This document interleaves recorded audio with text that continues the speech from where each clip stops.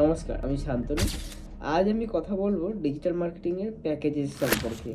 যে কোন টাইপের প্যাকেজেস আপনারা ক্রিয়েট করতে পারেন। যেরকম ধরুন মাল্টিপল এজেন্সিস বা বিভিন্ন ধরনের এজেন্সিস তারা কি করে, যে ৩ রকমের তাদের প্ল্যান রাখে।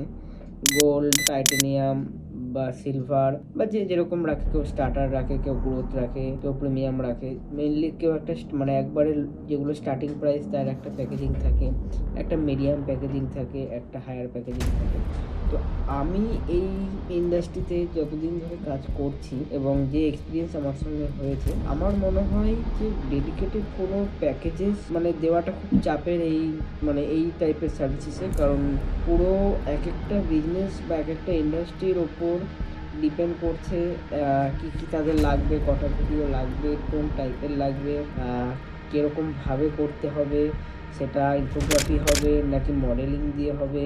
মডেলিং দিয়ে বলতে মানে পেড মডেল শ্যুট হবে। তো যারা আর কি পুরো ওভারঅল একটা প্যাকেজ করে কম্বাইন করে দিতে চায় বা জিনিসটা যেটা হয়, সেটা আপনি একবারে ইনিশিয়ালি যদি কোনো ফিক্সড রেট দেন, মানে স্টার্টিংয়ে আপনার এজেন্সি স্টার্ট করছেন, তাহলে হয়তো বা ঠিক আছে। বাট যখন মানে একটা অনেকগুলো ক্লায়েন্ট এরিয়া যাওয়ার পর বা আপনি যখন একটা স্টেপে উঠবেন, তখন আমার মনে হয় না যে এরকম কোনো ফিক্সড প্যাকেজেস রাখার মানে কোনো প্রয়োজন আছে, অথবা মানে প্রয়োজন আছে ইন দ্য সেন্স মানে কোনো দরকার আছে আর কি। না রাখলেও চলবে এরকমটা। কারণ অনেক সময় দেখা গেছে যে আমরা যেই প্যাকেজেস বা যেই প্যাকেজটা নিয়ে আমি ক্লায়েন্টকে সার্ভ করছি, বা যেই ব্রোশিওরে যেই ডিটেলসগুলো, এই জিনিসগুলো আমরা দেবো, ফার্স্ট যদি এই প্যাকেজ নেন তাহলে এই জিনিসগুলো পাবেন, সেকেন্ড যদি নেন এইগুলো হবে, যদি একবার টপটা নেন এইগুলো হবে, ঠিক আছে। তো অনেক সময় এটা ওয়ার্ক করে না, কারণ ক্লায়েন্টের রিকোয়ারমেন্ট কিছু ডিফারেন্স থাকে। কারণ একটা ফ্যাশন ব্র্যান্ডের মার্কেটিং করতে গেলে আপনার মান্থলি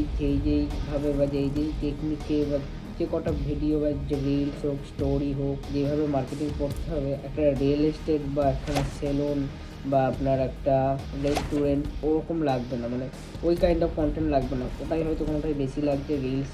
যদি আমি ফ্যাশন ব্র্যান্ডের কথা বলি ডেডিকেটেডলি, তাহলে ওদের যেহেতু প্রোডাক্ট বেসড, সো ওদের অলওয়েজ যদি স্টিল ফটোস দেন, তার থেকে বেটার কাজ করবে যে সেটা মডেলিং দিয়ে হোক বা উইদাউট মডেল সেই জামাটাকে মাল্টিপলভাবে শ্যুট করে নিয়ে সেটাকে ট্রানজিশনের মাধ্যমে দেখানো, জিনিসটাকে প্রেজেন্টেশন করতে ভিডিওতে বেটার হবে। যেহেতু product based business, in the sense মানে এই গার্মেন্টস টাইপের বা যেগুলো আর কি ভিডিওতে বেশ ভালো করে বোঝা যায় যে জিনিসটা কীরকম, কতটা লেন্থ আছে, কী টাইপের কালার আছে, জিনিসটা বোঝা যায়। তো ওরকম কোনো মানে পার্সোনাল বা একটা ফিক্সড প্যাকেজেস আমার মনে হয় না যে রাখা দরকার। আপনি কাস্টমাইজ প্যাকেজ অলওয়েজ আপনার জন্য বেটার। কারণ আপনি যখন কোনো ক্লায়েন্টকে পিচ করতে যাবেন বা কোনো ক্লায়েন্ট আপনার কাছে আসবেন, তো আপনার মানে আপনি তো তাকে বলবেন যে আপনার কি কি লাগবে বা আপনি কীভাবে করতে চাইছেন আপনার অ্যাডভার্টাইজমেন্টটা।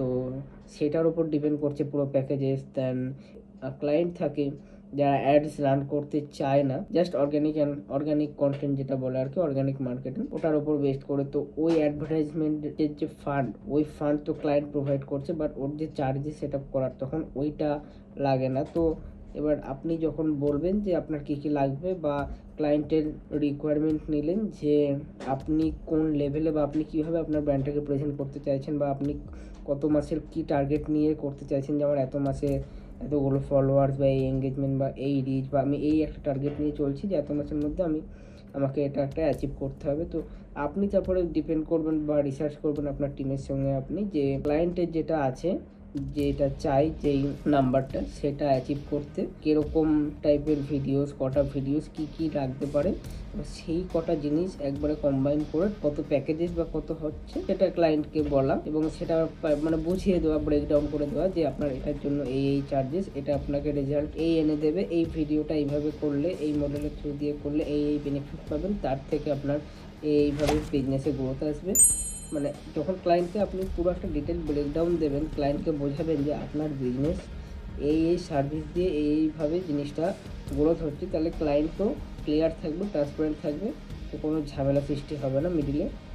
অ্যান্ড ঝামেলা বলতে যেরকম হয় আর কি আমাদের ইন্ডাস্ট্রিতে, যে মাঝে মাঝে ক্লায়েন্ট বলে যে কিছুই তো হচ্ছে না, বা এটা কেন করছো, বা ওটা করার কী দরকার। তো আগের থেকে যদি আপনি ক্লিয়ার থাকেন যে এই টাইপ অফ আপনার একটা প্যাকেজেস দিলাম আপনাকে, আপনি যে আপনাকে নাম্বার বলেছিলেন আমাদের, ওইটা অ্যাচিভ করতে গেলে আমাদের এই ফান্ডটা লাগবে বা এই জিনিসগুলো আমাদের দিতে হবে, তাহলে কি আপনাকে সেই জিনিসটা আমরা অ্যাচিভ করে দেবো আপনি যেই মান্থে বলেছিলেন। তাহলে কি হবে যে না, আচ্ছা আপনি বলছেন যে হ্যাঁ আমরা রেজাল্ট এনে দেবো, আপনাকে এই ফান্ডটা দিতে হবে, এরকম নয় যে হ্যাঁ 5,000 10,000 দিন হয়ে যাবে, এতগুলো ভিডিও হয়ে যাবে বা এই হয়ে যাবে। কারণ ক্লায়েন্টরা কখনোই ভিডিও, গ্রাফিক্স, পোস্টার, উইস পোস্টার ফ্রি এগুলোর ওপর বেস্ট করে না। তারা আপনাকে হায়ার করছে তার বিজনেসের গ্রোথ আনার জন্য মেনলি, মানে মোস্ট অফ দ্য ক্লায়েন্ট এটাই চায়, মানে সবাই এটাই চায় যে তাদের বিজনেসের গ্রোথ আসুক। এবার যেহেতু আপনার উপর ইনভেস্ট করছে, সেহেতু ওটার থেকে ওনার যদি রিটার্ন না আসে, আপনাকেও সে লং টার্মে চালাতে পারবে না বা পেমেন্টটা দিতে পারবে না। সো আমাদের উচিত যে আমরা আমাদের সেই পরিশ্রমটা বা সেই টেকনোলজি, সেই এক্সপিরিয়েন্সটা দিয়ে তাকে সেই টার্গেটটা পূরণ করানো, যাতে সেও আমাদের ফান্ড যেটা দিয়েছে সেটা দিয়ে সেও সে ইনভেস্টমেন্টটা রিটার্ন পায়। এবং একটা কথা মনে রাখবেন যে নতুন ক্লায়েন্ট খোঁজার থেকে আপনার এক্সিস্টিং ক্লায়েন্টকে যদি আপনি একদম বেস্ট সার্ভিসেস দেন, তাহলে সে তো থাকছে সঙ্গে, আপনাকে সে ফ্রি মার্কেটিং করে দিচ্ছে। তার যে সার্কেল আছে, বিজনেস সার্কেল বা ফ্রেন্ড সার্কেল, এটা আমি বলেছি এর আগের ভিডিওতেও যে জিনিসটা কীভাবে ওয়ার্ক করে, যে এক্সিস্টিং যে আপনার কাস্টমার বেস সেটা যদি আপনি ধরে রাখেন, তাহলে ওখান থেকেই আপনার একটা ভালো বা নিউ কাস্টমার বেস হবে। কারণ যদি আপনাকে নতুন কাস্টমার আনতে হয় বা নতুন ক্লায়েন্ট আনতে হয়, তাহলে আমাদের অ্যাডভার্টাইজমেন্ট রান করতে হবে, আমাদের সেলস টিম রাখতে হবে, তার আগে স্পিচ করবে, তার একটা স্যালারিস আছে, একটা এক্সপেন্সিস আছে। নতুন করে আমাদের বোঝাতে হবে আমরা যেভাবে কাজ করেছি, এই প্রোডাক্টের উপর কাজ করেছে, এই ইন্ডাস্ট্রির উপরে কাজ করেছে, এদের সঙ্গে কাজ করেছে। বাট আপনি যদি রেফারের থ্রু ক্লায়েন্ট পান, তাহলে আপনার অলরেডি 80% কাজ হয়ে যাচ্ছে, যে আচ্ছা ট্রাস্টেবলের দিকটাও ঠিক আছে। যেহেতু রেফার করছে তার ক্লোজেস্টকেও, সেই জিনিসটা থাকবে না। তো আপনি ফ্রিলি ওনার সঙ্গে কাজ করতে পারবেন। কারণ আমরা মানে ব্যক্তিগতভাবে আমরা যেহেতু যখন প্রথম ক্লায়েন্ট অনবোর্ডিং হয়, তাকে তার রিকোয়ারমেন্টটা বুঝতে, তার টেস্টটা বুঝতে আমাদের খুব টাইম লাগে।